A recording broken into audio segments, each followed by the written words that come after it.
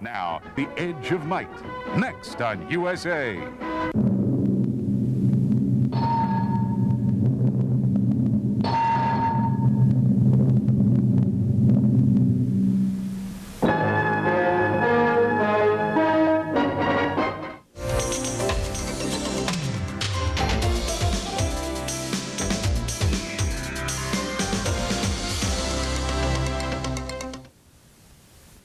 As the defense requests, I am reconvening court here in my chambers. Now that Mrs. Saxon and Detective Egan have completed their testimony, Mr. Murdoch wishes to cross-examine Jaime Swift. Mr. Carr, as counsel for the prosecution, do you have any objections at this time? At this time, no, Your Honor. But I do caution Mr. Murdoch that unless defense can show just cause for these proceedings, the prosecution will have very strong objections. Duly noted. Mr. Murdoch, you may proceed. Thank you, Your Honor. I would like to say before I begin to my eminent colleague that what I have to say and prove today should satisfy even his doubts. Whitney, you're running out of time and I'm running out of patience. Now, you can either answer my questions here and now or you can wait till you get off the witness stand. But if it comes down to that, believe me, I'll keep you here all night if I have to. I've told you before, I've got nothing to say. It doesn't bother you to stand here and say nothing knowing that Preacher's life is in danger. Look, I don't know what you're referring to, but no, I don't want to see him get hurt. Well, then tell us what you know so we can get out and find him. I have no idea where he is. Well, he was working for you, wasn't he? Yes. As what? I hired him to help me find Rick Meade. And to break in Meade's safety deposit box, huh? You know I'm not going to answer that. Well, exactly what can you tell us, Sky? Not much. I got a hold of Mo Everhart and I enlisted his aid. I sent Preacher down to Mo's bar to discuss it with him. You sent Preacher down to Nightmare Alley? Well, he is a big boy, Derek. He can handle himself. Well, I hope he's still able to. Is there anything else you can tell us about Preacher's whereabouts? No. All right, look, you two get down to that bar. See what you can find out. And Calvin, this time, don't be so rough with the bartender, huh? Don't worry, my Dirty Harry days are long over. Good. Yeah, well, I'll be on my way, too. Now, wait a minute. You've got a few more minutes. They're gonna put Jaime on the stand before you're called. Well, I'd like to be there. Don't worry, you will be. You will. First, I want to know what you and Preacher found in Rick Meade's safety deposit box.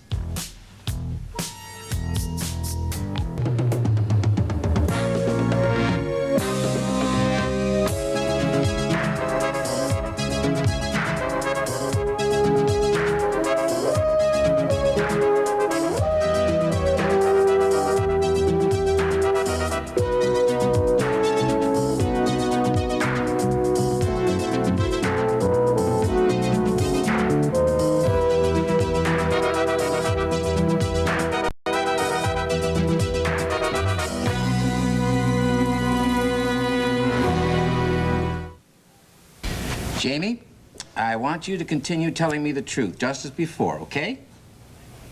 Fine. In that case, court is in session. Mr. Murdoch, your witness. Thank you, Your Honor. Judge, would you be kind enough to lend your keys to Jaime again? Mr. Murdoch, as I recall, I gave my keys to the boy before because he seemed nervous. But right now, he doesn't seem anxious in any way. Yes, I understand that, but if you just bear with me for a moment, please.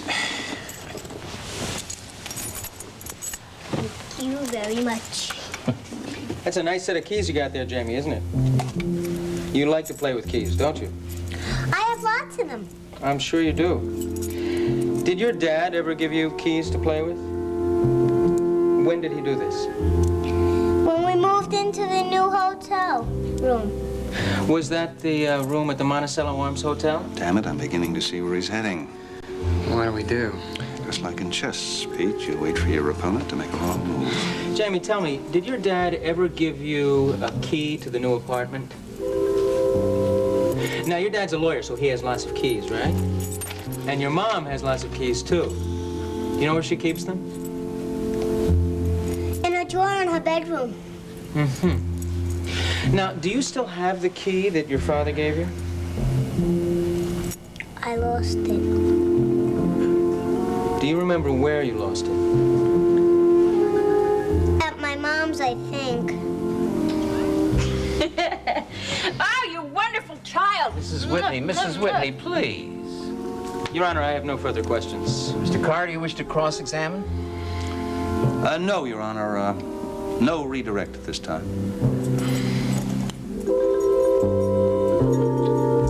All right, I was at the bank, and I did speak to Mr. Ledgard about renting a safety deposit box. Well, nobody's going to accuse you of denying the obvious. I already got your signature on the application card. Come on, tell me something I don't know. Well, there was some sort of an altercation that went on outside the vault while I was waiting. Yes, there was. What was that all about? I have no idea. There is no law against minding one's own business, is there? Look, I know there was somebody with you in the bank this morning impersonating your ex-pilot. Well, I don't remember Rick Meade's name being mentioned. And you didn't recognize who it was impersonating him either. No, I didn't, but I can tell that it certainly wasn't Rick Meade. I'm sure you could have told that. Yes. All right. All right. I guess you better keep your date with the witness stand. Yeah, well, it's been a pleasure. Let me tell you, as soon as I find Preacher Emerson, I'm going to put him in a lineup and let Mr. Ledgard have a long look. I'll keep that in mind, Derek. And another thing, that little piece of paper, that detective's license that you hold so dearly that I don't think is worth garbage. If you think that gives you carte blanche to turn my city upside down, you are in for a rude awakening. And you are also headed for jail with me. There's not much in this world you can do about it. Now, you listen to me, Derek. You know why I'm doing what I'm...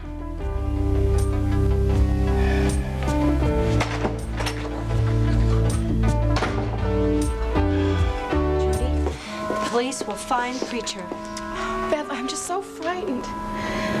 Do you think that... What I think is that too much thinking sometimes makes matters worse. Now, you and I both know that Preacher has proven he can take good care of himself, and I'm sure he's going to be all right. Yeah. Well, I guess I better call Dell and let him know what's happened. Oh, he's been working at WMON, Mrs. Saxon these days. Yes, is Del Emerson there? Oh, he's gone for the day already? Not bad hours. Well, do you have any idea where he might be? Oh, all right, thank you.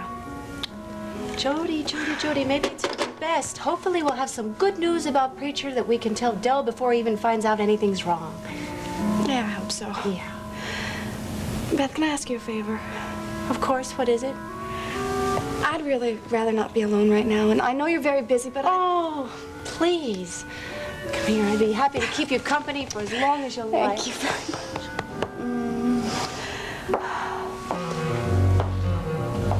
What are you doing here? What do you think? I'm looking for Miles.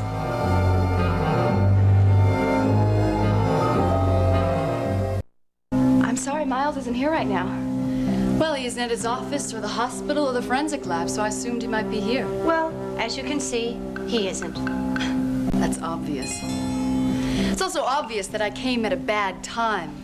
My apologies, Beth, for interrupting your show of sisterly affection. Liz, I think you'd better leave. You know, I can tell Miles that you dropped by, okay? Oh, thank you very much, Jody, but, I can wait.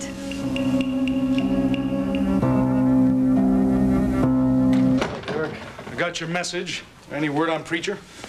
Yeah, but nothing good. He's working for Whitney. Doing what?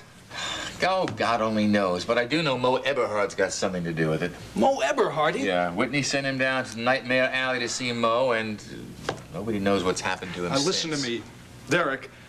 Preacher and I have had our difficulties in the past, but essentially, he is a good kid. If I find out that Sky Whitney is responsible for anything happening to him... Calm down. We don't know that anything's happened to the kid. Well, I hope for Jody's sake nothing has. And you'll be the first to know in either case. All right. What about our other problem? You've been able to check on whether any unauthorized personnel have had access to that forensics lab? Yeah, but without much luck. My detectives have talked to the guards, the day shift, the night shift. And? We've even checked every entry in the building's log, but everything seems to be above suspicion. Now, if somebody got into that forensics lab, they did it by other means. Do you know anything about this, Timothy Mellis? He's the night attendant at the morgue. No, I don't. Why do you ask? Well, because that night that Liz said she felt that someone else had been in the lab with her, Beth and I went down there afterwards just to double check, make sure nothing had been disturbed. Well, go on. Well, while we were there, this Mellis walked in on us. He claimed he was returning a letter opener. Well, that doesn't seem so suspicious. No, it wasn't the opener that bothered me. It was what he did when he first saw us. He had this big flashlight, and he started shining it in our faces almost as if he was trying deliberately to blind us. Why would he want to do that? I'm not sure, but I got the impression just for a second that someone else managed to slip out of the room. Really? Think it might have been a man or a woman? I think, you know, it was just a shadow, and it happened so fast, it could have been my imagination, but still... Well, all right. I'll check on him. I'll let you know if I find anything. But you're gonna have to forgive me right now. I have got to go to court. All right. Thanks. Well, listen, you might do better to keep your eye on Liz Carell rather than the shadows. Testified in chambers because of his age. Jaime told us he enjoyed playing with keys, that his father had given him a key to his suite at the Monticello Arms. Furthermore, he stated that he also played with keys in his mother's dresser drawer. He said he thought that his dad's key might have been lost while playing at the Whitney house. The jury doesn't look like it believes it. You think that Jaime was just trying to help you out? Mr. Carr? Yes, Your Honor. Call Skyler Whitney. Your Honor, objection. Skyler Whitney to the A stand. husband cannot be called to testify against his wife. Mr. Carr, unless you show just cause, I will sustain Mr. Murdoch's objection. Your Honor, the prosecution is as aware of the laws of jurisprudence as the defense. However, as has already been introduced into the record, there was a second death the night Logan Swift was killed. The victim in this instance was David Grace. There was also the theft of a valuable formula. It is the prosecution's belief that these events must be put into proper perspective so that the jury may fully understand exactly what happened that night at the Monticello Arms Hotel. For this reason, we have subpoenaed Mr. Whitney to testify. I see. Will Mr. Whitney's testimony in any way be injurious to his wife? Your Honor, I can assure you that Mrs. Whitney's name won't even be mentioned. Mr. Murdoch? Your Honor, I don't see how the testimony of Mr. Whitney can be anything but injurious to my client, or else why would the prosecution have called the witness in the first place? Your Honor, if it please the court, the defense may object to any given point in the testimony. Under these circumstances, and with the proviso that Mrs. Whitney's name not be used by the prosecution, I'm willing to allow the testimony. Exception, Your Honor. Noted. Mr. Carr, you may proceed. Thank you, Your Honor. The prosecution calls Skyler Whitney. You may come in, gentlemen.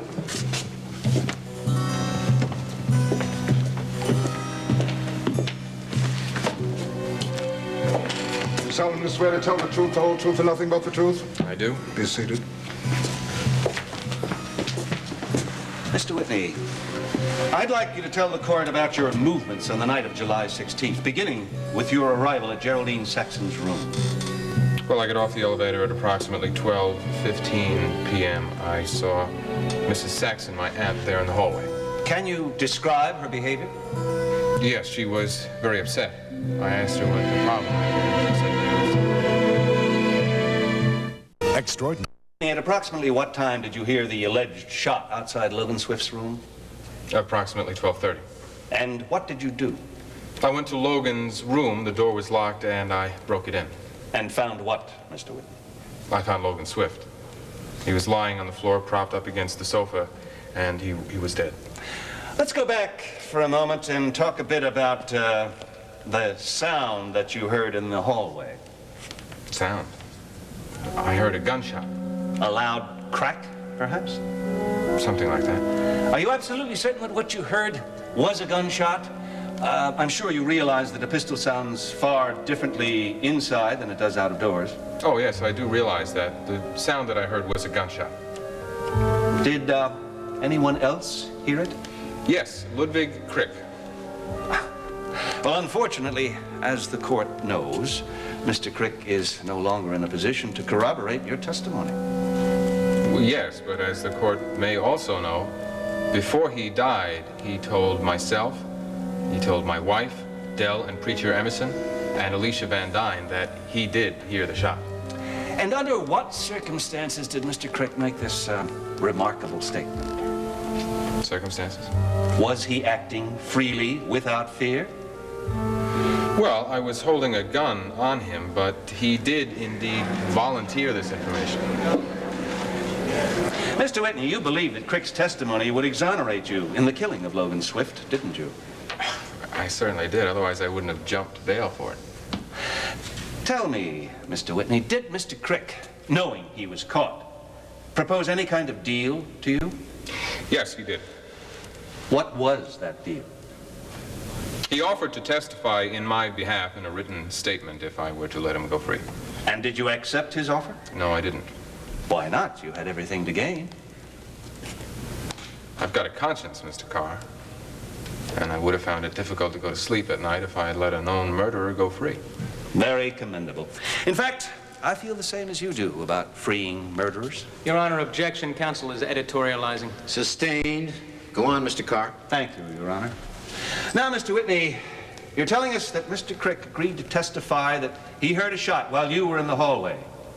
That was very decent of him, considering he knew he was helping a man holding a loaded gun. Your Honor, objection. Overruled. There was a shot. Mr. Whitney, like it or not, we have only your word for that. There was a shot. 2 bullets were fired from Geraldine's gun that night. And only 2 bullets. Now, at 12:30 a.m., what happened after you went to Logan's room? Well, I picked up the gun. It was lying alongside his body, and although it was unlikely, I thought it was possible that the murderer might still be there, and I wanted something to protect myself. Your Honor, as Chief Mallory has testified, Mr. Whitney's fingerprints were found on the gun. Go on, Mr. Whitney, what happened then? Well, I had the gun in my hand, and I was leaning over Logan's body when something hit me on the back of the head. I must have been knocked unconscious. Your Honor, I want to warn Mike Carr that I'm about to protest vigorously if he continues with this line of questioning. Duly noted. Proceed, Counselor. Does the defense object to my asking the witness if he has any idea who hit him over the head? Of course not, since it isn't my client. Mr. Whitney? I believe it was Alicia Van Dyne. Did you actually see her? No, I didn't. Well, as I say, I was hit from behind, and it was very dark. I see. How dark? Well, very dark. There were no lights on in the room, and what light there was coming from the hallway.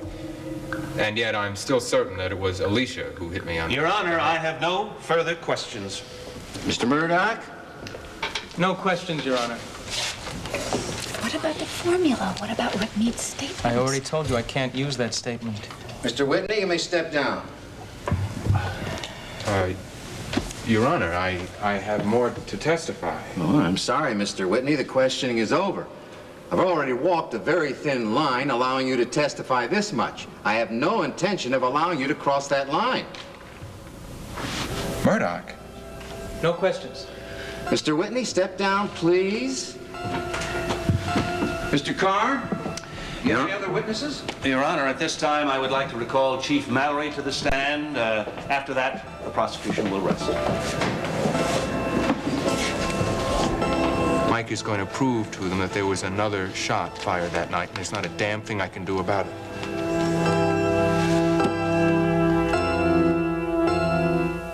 According to Mr. Whitney's own testimony, he was struck unconscious at approximately 12:30 a.m. As the jury can see, this is in accord with Chief Mallory's timetable.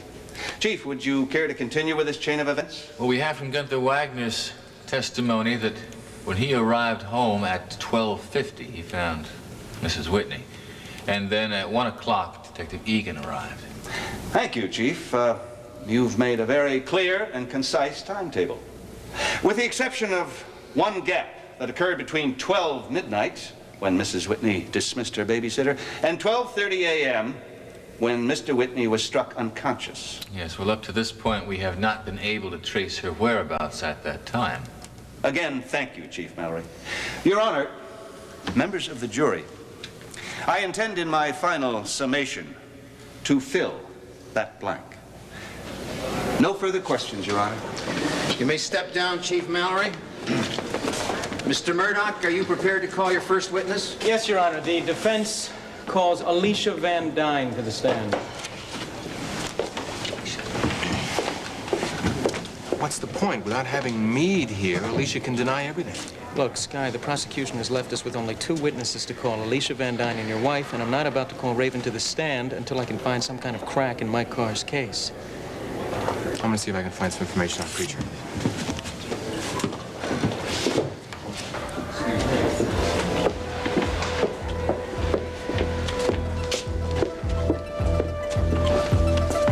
Van Dyne, do you solemnly swear to tell the truth, the whole truth, and nothing but the truth? I swear. You may be seated.